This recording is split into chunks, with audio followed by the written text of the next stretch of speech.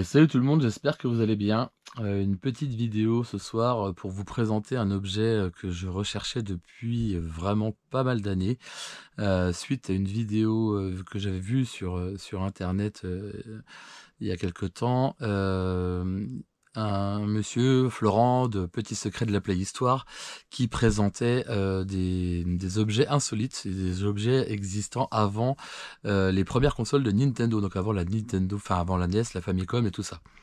Voilà, donc il existait donc avant ça, il y avait des jeux de cartes qui sont sortis dans les années 60-70, et puis après Nintendo ils se sont lancés dans la création de certains jeux jouets à cette époque-là, donc en l'occurrence des casse-têtes.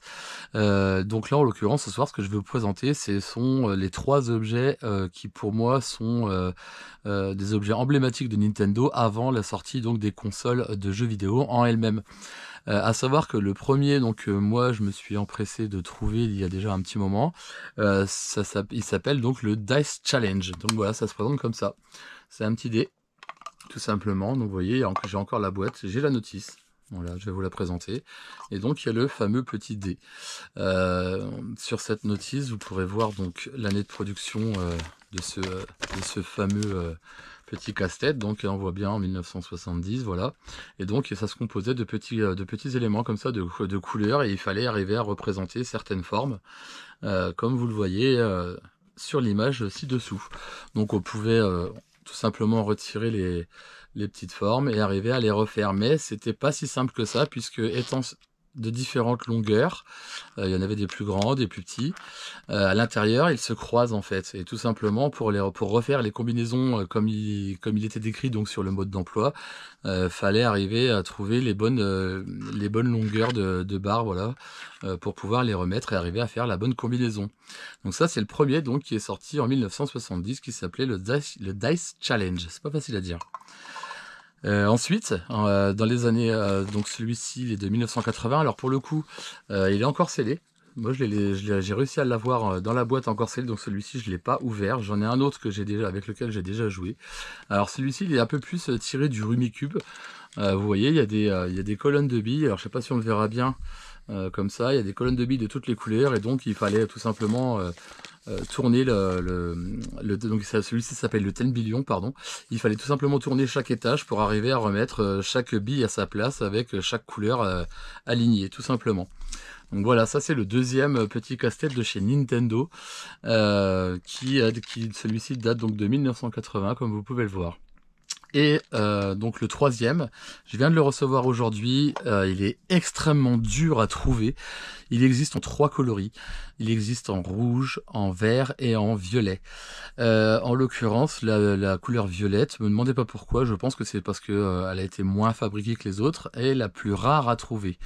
En l'occurrence, moi j'en cherchais un, peu importe la couleur, j'en voulais absolument un pour pouvoir compléter le trio donc de ces casse-têtes.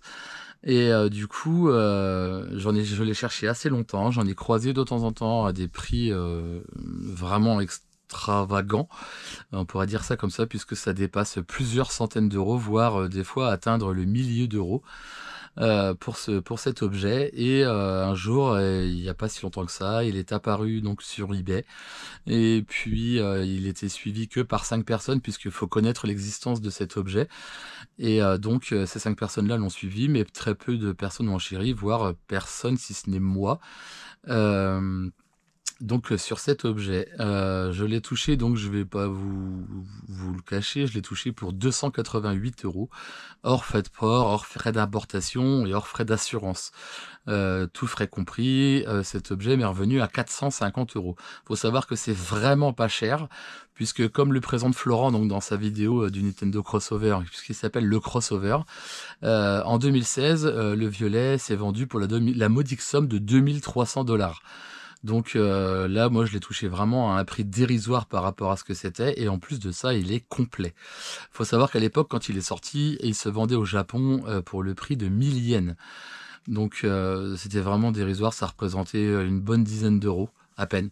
Donc c'est vraiment, vraiment pas grand-chose, mais ça a fait un flop total et du coup ça a disparu vraiment de la circulation, sauf pour ceux qui aiment donc Nintendo, qui sont collectionneurs de ces objets. Donc voilà, là ce soir je vais vous présenter, je vais faire l'unboxing avec vous donc de ce petit colis que je viens de recevoir cet après-midi et que je me suis empressé d'aller chercher directement à mon bureau de poste. Donc voilà, on va l'ouvrir ensemble tout simplement. Je vais en faire ça assez délicatement puisque dedans pour moi c'est un peu comme une petite partie d'histoire.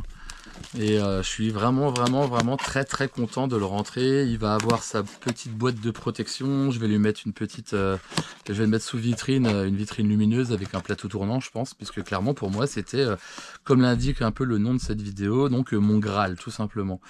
Il y en a pour qui ce sont des jeux vidéo ou des choses comme ça, des consoles, des jeux très rares, des jeux très recherchés.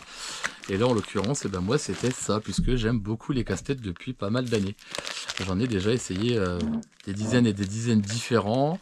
J'aime me prendre la tête avec ça, et là en l'occurrence, eh ben, celui-ci que j'ai découvert donc grâce à Florent, et je le remercie encore une fois, j'ai découvert donc ce petit jouet pour moi qui représente vraiment quelque chose une partie d'histoire de chez Nintendo. Donc le voilà, là il est dans sa boîte. Alors il y a des petits bouts d'autocollants que je pourrais retirer avec de l'eau chaude, je pense. Là c'est la boîte de protection comme vous pouvez voir. Donc il est bien de 1981, je sais pas si ça se verra bien à la caméra, mais je vais retirer la boîte et je vais vous le présenter. Là il y a la petite notice, tout simplement, voilà, donc avec encore une fois la date qui se situe ici. Et puis on pouvait voir donc ce qu'on pouvait faire avec ce crossover, à savoir il fallait retrouver, enfin arriver à refaire certaines formes, donc un damier, soit un coloris plein, soit un coloris vide, soit deux bandes de même couleur. Voilà, et ça se présente donc comme ça. On le ressort de sa boîte, et donc le voici. C'est peut-être pas grand chose pour beaucoup de monde, c'est que du plastique, voilà, c'est pas forcément du haut de gamme, hein, clairement. Mais c'est un objet que je vous mets au défi de trouver et d'acheter à un prix très correct, parce qu'on peut le trouver, hein, c'est pas trop le souci, et encore, bien que celui-ci est assez compliqué. Je sais qu'il y en a un en ce moment sur Vinted, il doit être dans les 750 €. Sans frais de port, sans tout ça bien évidemment, donc c'est vraiment cher. Et donc moi je me suis pas intéressé à celui-ci, j'ai réussi tant bien que mal à en trouver un autre après pas mal d'années d'attente. Donc voilà, ça se présente comme ça, c'est tout simplement des petites lignes qu'on bouge, et donc il faut arriver à refaire la bonne combinaison pour faire les dessins qui étaient sur la notice, tout simplement. Voilà, vous voyez, ça marche. Alors, le type de fonctionnement exact, je sais que ce sont des bandes colorées qui marchent avec la lumière, en fait, tout simplement. Quand elles se superposent, ça change la couleur de chaque case. Donc après, arriver à mémoriser quelle case fait quoi et à quel moment, c'est très compliqué. Dans sa vidéo d'explicative, Florent arrive à le refaire au bout de 3 jours, et il s'est bien pris la tête. C'était pendant une convention sur laquelle il était, voilà.